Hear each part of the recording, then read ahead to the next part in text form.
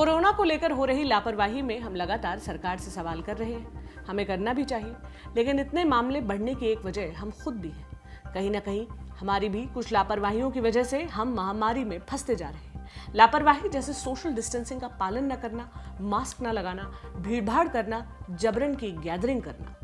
इसी तरह का एक मामला अभी फतेहपुर में भी देखने को मिला। यहाँ नवनिर्वाचित महिला प्रधान के जीत के जश्न में सैकड़ों लोग इकट्ठा हो गए और जमकर सोशल डिस्टेंसिंग की धज्जियां उड़ाई। देखिए ये वीडियो।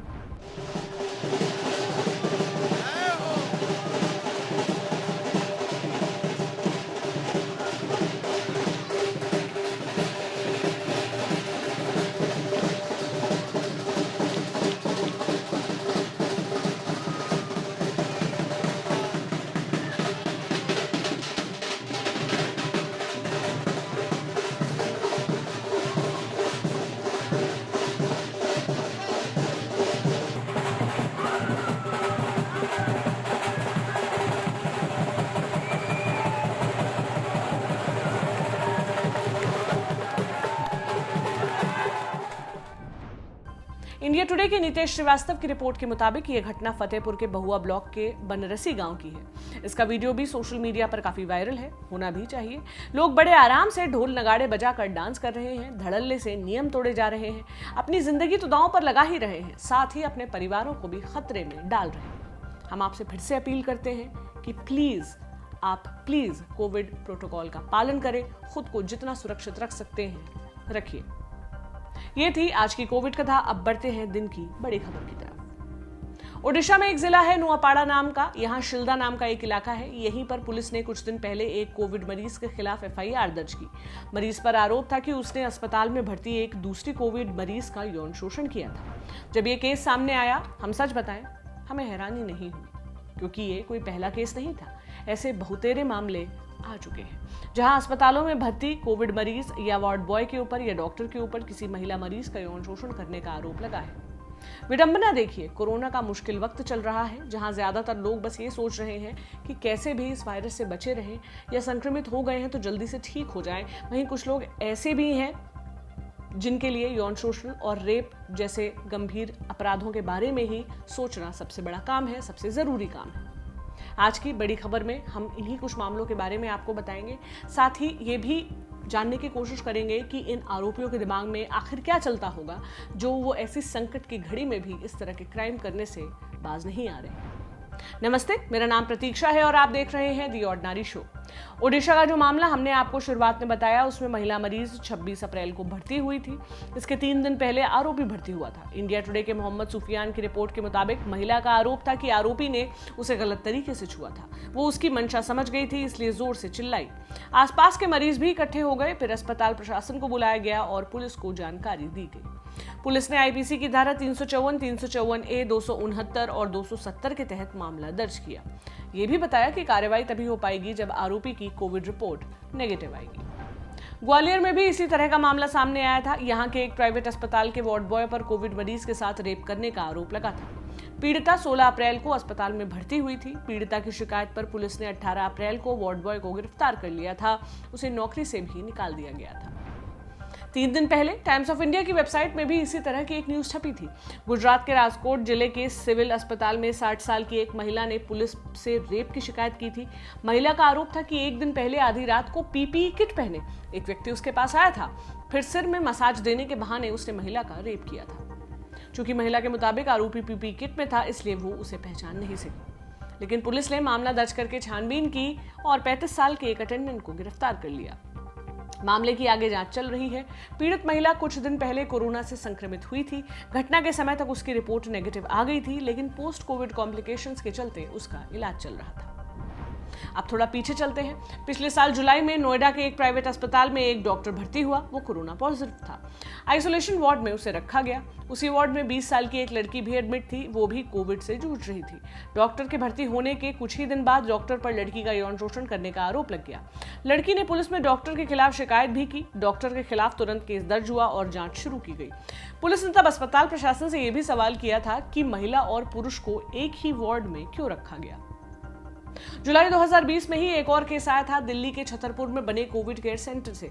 समाचार एजेंसी पीटीआई के मुताबिक 14 साल की लड़की जो कोरोना पॉजिटिव थी, उसे सेंटर में ही भर्ती एक दूसरे कोरोना मरीज ने वॉशरूम में कथित तौर पर सेक्सुअली हरास किया था। लड़की ने जब अपने घर वालों को इसकी जानकारी दी तो घर वालों ने पुलिस को सूचना दी। लड़की ने फिर पुलिस को बताया कि वॉशरूम में एक लड़का यौन शोषण कर रहा था तो दूसरा उसे फोन पर रिकॉर्ड कर रहा था। केरल के कोयिकोड से भी ऐसा ही मामला सामने आ चुका है। पिछले साल नवंबर में एक अस्पताल में काम करने वाले स्टाफ को कोरोना पॉजिटिव महिला के रेप की कोशिश में गिरफ्तार किया गया था। मामला जब सामने आया तो अस्पताल ने अपने स्टाफ को नौकरी से निकाल दिया और पुलिस ने आरोपी के खिलाफ आईपीसी के सेक्शन 376, 511 आईपीसी और 354 डी के तहत केस दर्ज किया था। ये तो हमने आपको वो केस बताए जो दर्ज हुए और न्यूज में आए। इसके अलावा बहुत सारे मामले सामने आए थे, हम सब आपको इस छोटे से शो में नहीं बता सकते। साथ ही हमें ऐसा लगता है कि बहुत से केस ऐसे रहे होंगे जो दर्ज ही नहीं हुए हों, क्योंकि कई विक्टिम्स ऐसी हैं जो बोल ही नहीं पाती, बर्दाश्त कर ले जाती हैं और इस ट्रॉमा के साथ जीती रहती हैं, सिर्फ इसलिए कि बात हद से आगे ना निकल जाए, बात बढ़ ना जाए, उनकी फैमिली की बदनामी ना हो जाए। ऐसी घटनाओं का असल आंकड़ा आपकी उम्मीद से कहीं ज्यादा हो सकता है। जो केस आपको बताए गए हैं उनमें से ज्यादातर में पुलिस ने आरोपी के खिलाफ जिन धाराओं में केस किया वो थी आईपीसी का सेक्शन 354 यानी सेक्सुअल हरासमेंट, सेक्शन 376 यानी रेप, धारा 376 RW 511 यानी रेप की कोशिश। साथ ही कुछ मामलों में सेक्शन 269 के तहत भी केस दर्ज हुआ था। ये धारा तब लगती है जब आरोप हो कि व्यक्ति ने खतरनाक बीमारी को फैलाने जैसी हरकत की। यहाँ खतरनाक बीमारी है कोविड। अब एक और सवाल उठता है कि एपिडेमिक डिजीज एक्ट 1897 के तहत भी आरोपी के खिलाफ बीमारी फैलाने के आरोप में केस हो सकता है। इसका जवाब हमें दिया वकील प्रज्ञा पारिजात सिंह ने। सुनिए उन्होंने क्या कहा।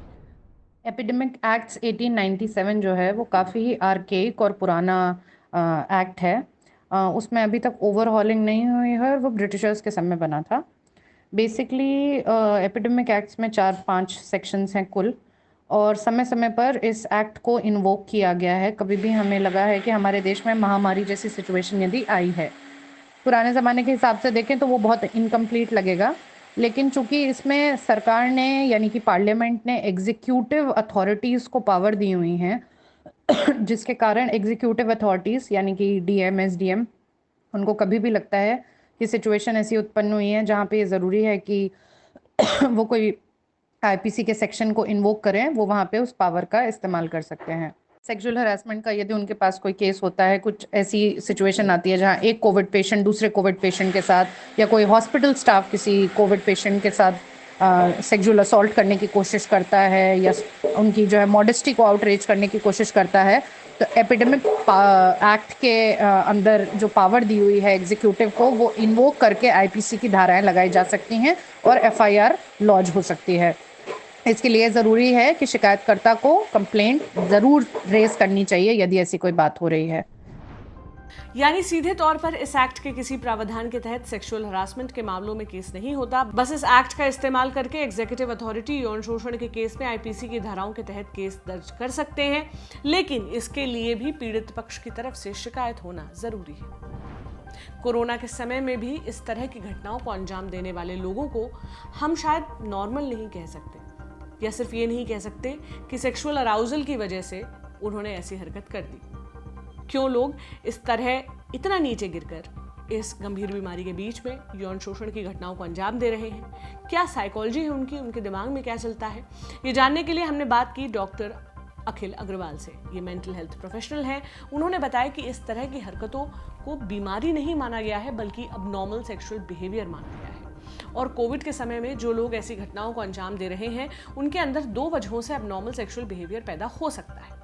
पहला है लर्निंग, दूसरा है न्यूरो साइकोलॉजिकल प्रॉब्लम। लर्निंग माने जब आरोपी के साथ बचपन में होने वाली घटनाओं का उस पर काफी प्रभाव पड़ना, जैसे अगर बचपन में वो खुद सेक्सुअल अब्यूज का शिकार हुआ है या बचपन में बहुत ट्रॉमा या सताया गया हो, घर का टॉक्सिक माहौल हो, ये सारी चीजें उसके ऊपर असर डालती हैं। और लर्निंग की वजह से जो व्यक्ति ऐसा क्राइम करते हैं उनके दिमाग में औरतों को लेकर बहुत नेगेटिव विचार होते हैं, जैसे औरत केवल उपभोग की वस्तु है, उसकी ना का मतलब हाँ है, इस तरह की बातें। दूसरा कारण है न्यूरो साइकोलॉजिकल प्रॉब्लम्स। इसके बारे में डॉक्टर ने जो बताया, सुनिए उन्हीं की जुबानी। तो बहुत सारी स्टडीज ये कहती हैं कि ऐसे लोग जिनमें कि एक्सेसिव एबनॉर्मल सेक्सुअल बिहेवियर पाया जाता है, उनमें कहीं ना कहीं हेड इंजरी के केसेस बहुत ज़्यादा होते हैं, यानी उनके न्यूरॉन्स कुछ डैमेज होते हैं, तो वो इमोशनल जो टच होता है या इमोशनल फीलिंग को समझने में नाकाम होते हैं, या वो इमोशनल अंडरस्टैंडिंग उनमें पुअर होती है। इसी वजह से उनमें थोड़ी सी जो क्रिमिनल टेंडेंसी होती है वो बढ़ जाती है और उनमें रेप जैसी घटनाएं बढ़ती हैं। साइकोलॉजिकली हम बात करें तो साइकोलॉजिकली बहुत बार ऐसे लोग जो होते हैं वो किसी न किसी एडिक्शन का शिकार होते हैं, यानी कि अल्कोहल, गांजा या किसी और नशे के जो उन्माद होता है उस उन्माद के चक्कर में उस तरह का एक्ट कर लेते हैं। सेकंड हम बात करें तो लॉन्ग टाइम का जो डिप्रेशन होता है, फ्रस्ट्रेशन होता है, या जो मैरिटल डिस्कॉर्ड होता है वो आपके अंदर एब्नॉर्मल सेक्सुअल डिजायर को बढ़ाता है। बहुत बार हाइपोमेनिक फेज जो होती है, हाइपोमेनिक या मेनिक फेज में जो आदमी होता है ही इज लाइक किंग, तो उसे लगता है कि सामने वाला मुझे नो कह ही नहीं सकता। या कई बार स्किज़ोफ्रेनिक पेशेंट भी, इट इज रेयर, बट उनको डेल्यूजन की वजह से वो कि कहीं ये पेशेंट मेरे साथ ऐसा ना कर दे, और पेशेंट ऐसा अटेम्प्ट कर लेते हैं। अगेन अगर हम बात करते हैं तो जो सैडिस्टिक या मैसोकिज्म पर्सन होते हैं, जो परवर्टेड सेक्सुअल बिहेवियर होता है, ऐसे लोगों को फीमेल्स को टीज करने में या औरों को सताने में बहुत मजा आता है। देखिए प्लेजर, उन्हें लोगों को सताने से या इस तरह के एब्नॉर्मल एक्ट को करने से मजा आता है। हम अगर पर्टिकुलर कोविड एरा की बात करें, शायद इसका एक बहुत बड़ा कारण प्रोलॉन्ग जो एक डिटैच्ड आप एनवायरनमेंट्स हो जाते हैं, जिस रूम में आप पैक्ड होते हैं, वहाँ आपकी फ्रस्ट्रेशन, प्रोलॉन्ग डिप्रेशन, लोनलीनेस, ये भी एक रीज़न हो सकता है। बट अल्टीमेटली कहीं ना कहीं इसमें आपकी अपब्रिंगिंग, आपके परिवार की, आपकी सोसाइटी की जो साइकोलॉजी है वो बहुत ज़्यादा इसमें असर करती है। तो दोस्तों कहने का मतलब ये है कि जो एक रेपिस्ट होता है या जो इस तरह के सेक्सुअल एक्ट को अंजाम देते हैं, ये लोग एक पुअर लर्निंग का शिकार होते हैं, या पुअर साइकियाट्रिक या पुअर मेंटल हेल्थ का शिकार होते हैं। ऐसे मामलों में सबसे बड़ी जिम्मेदारी आती है अस्पताल प्रशासन पर। इन घटनाओं को रोकने के लिए या कम से कम इनकी संख्या कम करने के लिए अस्पतालों को चाहिए कि वार्ड्स सही से मैनेज रहें। कुछ वार्ड के बैनर्स फॉलो हो, जो कि अधिकतर अस्पतालों में होता ही है। किस तरह से अस्पतालों में वार्ड्स को लेकर मैनेजमेंट किया जाता है, मरीज का कैसा बर्ताव मिसबिहेव की कैटेगरी में आएगा, ये जानने के लिए हमने बात की लखनऊ के एक बड़े प्राइवेट अस्पताल की एक हेल्थ केयर वर्कर से। सुनिए उन्होंने क्या कहा। एक्चुअली हम ना डिसाइड करते हैं पेशेंट की कंडीशन को देख के। ठीक है, पेशेंट अगर स्टेबल है तो उसको कहाँ रखा जाएगा, अगर पेशेंट स्टेबल नहीं है, ऑक्सीजन पे है या बाईपेप पे है, उसके अकॉर्डिंग हम पेशेंट को वार्ड डिसाइड करते हैं उसको किस वार्ड में रखा जाए। कुछ पेशेंट जो होते हैं कॉन्शियस होते हैं, ठीक है, जो स्टाफ से और हॉस्पिटल वर्कर से बदतमीजी करते हैं, उनको गाली गलौज करते हैं। तो मैं ये चाहूंगी जो स्टेबल पेशेंट है तो वो अपना घर पे रह करके ट्रीटमेंट कर सकते हैं। हॉस्पिटल में रहेंगे तो उनको ज़्यादा इन्फेक्शन भी मिलेगा, ठीक है। अब मैनेज भी नहीं हो पाएगा, क्योंकि जाहिर सी बात है कोई हमको गाली देगा तो हमें काम करना पसंद नहीं करेंगे। आइसोलेशन में अगर हम रखेंगे, अगर हमको ज़्यादा ही मतलब क्राइसिस है बेड की, तो अगर हमने रख भी दिया तो पेशेंट का, फीमेल जो पेशेंट है उसके लिए कर्टन हम प्रोवाइड करेंगे जिसकी उसकी प्राइवेसी मेंटेन रहे। कोरोना वायरस शरीर को तोड़ देता है। जो इससे संक्रमित हो रहा है उसे रिकवर करने में बहुत वक्त लग रहा है, और रिकवरी के लिए भी जरूरी है कि मरीज सकारात्मक सोच रखे।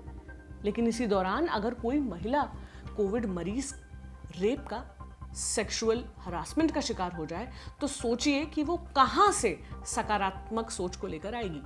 कोरोना की मार तो पहले ही उसके शरीर को कमजोर कर रही है, ऊपर से उसके साथ यौन शोषण की घटना उसे दिमागी तौर पर और कमजोर कर देती है। वक्त ऐसा चल रहा है कि हमें एक दूसरे का साथ देना चाहिए, उनकी हिम्मत बांधनी चाहिए। खासतौर पर कोविड के जो मरीज अस्पताल में भर्ती हैं, वो अगर एक दूसरे का हौसला बढ़ाते रहे तो हो सकता है कि जल्दी रिकवर कर भी जाए। लेकिन इन्हीं मरीजों में से कुछ लोग ऐसे हैं जो हिम्मत देना तो दूर, उसे तोड़ने का काम कर रहे हैं। कम से कम इस वक्त तो इस तरह की हरकतों से लोगों को बाज आ जाना चाहिए। हम ये नहीं कह रहे कि कोविड के रहने पर, कोविड के ना रहने पर इस तरह की घटनाएं होना जायज़ है, बिल्कुल भी नहीं है, कभी नहीं हो सकती। लेकिन अब ये एक आयरनी हो गया है कि अखबारों में रेप और यौन शोषण की खबरें पढ़ना हमें आम सा लगने लगा है। उम्मीद करते हैं कि लोग एक दूसरे के प्रति सेंसिटिव होंगे और कोरोना काल में भी ऐसे घिनौने अपराध करने वालों को कड़ी से कड़ी सजा मिलेगी। हमारी बड़ी खबर को यहीं पर खत्म करते हैं और ले चलते हैं आपको दिन की सुर्खियों की तरफ। पहली सुर्खी जुड़ी है पश्चिम बंगाल से। यहां चुनाव के बाद से ही हिंसा की खबरें आ रही हैं। इन सब के बीच रेप के आरोप भी सामने आ चुके हैं। इंडिया टुडे की एक रिपोर्ट के मुताबिक बीजेपी ने यह आरोप लगाया है कि बीरभूम में 2 महिला पोल एजेंट्स का टीएमसी के लोगों ने कथित तौर पर गैंगरेप किया है। इनमें से एक महिला मिसिंग है। इस मुद्दे पर इंडिया टुडे की पत्रकार पौलमी साहा ने नानूर से बीजेपी उम्मीदवार रहे तारक साहा से फोन पर बात की। इन रिपोर्ट्स पर सवाल पूछा, तब तारक ने कहा वो नानूर में सभी हिंदुओं को बर्बाद कर रहे हैं। 4000 से 5000 घर तोड़ दिए हैं। कई औरतों का रेप किया गया है, लेकिन वो इस बारे में कुछ कह नहीं सकती। इन आरोपों पर अभी तक टीएमसी की तरफ से कोई बयान नहीं आया है। हमने बीरभूम के एसपी से फोन पर बात की। उन्होंने 2 महिला पोल एजेंट्स के गैंगरेप की घटना को फेक बताया। कहा कि वो सोशल मीडिया पर बस वायरल है, ऐसा कुछ असल में हुआ नहीं है, कोई रिपोर्ट दर्ज नहीं हुई है। खैर, बढ़ते हैं अगली सुर्खी की ओर, जो है बिहार के मधुबनी से। यहां सदर अस्पताल की एक नर्स ने समय पर ऑक्सीजन न मिलने की वजह से दम तोड़ दिया। इंडिया टुडे के अभिषेक कुमार झा की रिपोर्ट के मुताबिक नर्स प्रेग्नेंट थी, उनका 7वां महीना चल रहा था, फिर भी वो सदर अस्पताल में काम कर रही थी। ड्यूटी के दौरान ही उन्हें कोरोना हो गया था। हालत जब बिगड़ी तो उन्हें DMCH रेफर किया गया, लेकिन ऑक्सीजन और बेड न मिलने की वजह से उनकी मौत हो गई। इस घटना के बाद अस्पताल के नर्सों और डॉक्टर्स ने जमकर हंगामा किया, हड़ताल पर चले गए। जब सब डिविजनल मजिस्ट्रेट अभिषेक रंजन और सिविल सर्जन शैलेंद्र कुमार को इसकी जानकारी मिली तो वो मौके पर पहुंचे और हड़ताल कर रहे कर्मचारियों से बात की। स्टाफ ने अपनी मांग रखी। इस पर शैलेंद्र कुमार ने कहा कि जो भी मांगे हैं उन्हें जल्द पूरा किया जाएगा। अगली सुर्खी बनाई है एक्ट्रेस कंगना रनौत ने। इनका सुर्खी में आना कोई नई बात नहीं है, हमेशा ही रहती है, लेकिन इस बार खबरों में रहने की जो वजह है वो बहुत अलग है। दरअसल ट्विटर ने कंगना का ट्विटर अकाउंट सस्पेंड कर दिया है। कंगना कई ट्वीट्स करके बंगाल में मतगणना के बाद हो रही हिंसा पर टिप्पणी कर रही थी। हिंसा पर टिप्पणी करते हुए कंगना ने बेहद भड़काऊ बात लिख दी। ये लिख दिया कि पीएम मोदी अपना 2000 के दशक का शुरुआत वाला विराट रूप दिखाइए। इसके बाद उनकी खासी आलोचना हुई। उस ट्वीट को कई लोगों ने रिपोर्ट किया, जिसके चलते कंगना का अकाउंट ट्विटर ने सस्पेंड कर दिया। अगली सुर्खी बेहद खास है। इजराइल में सॉकर की पहली ट्रांसजेंडर FT सपियर बर्मेन बनी है।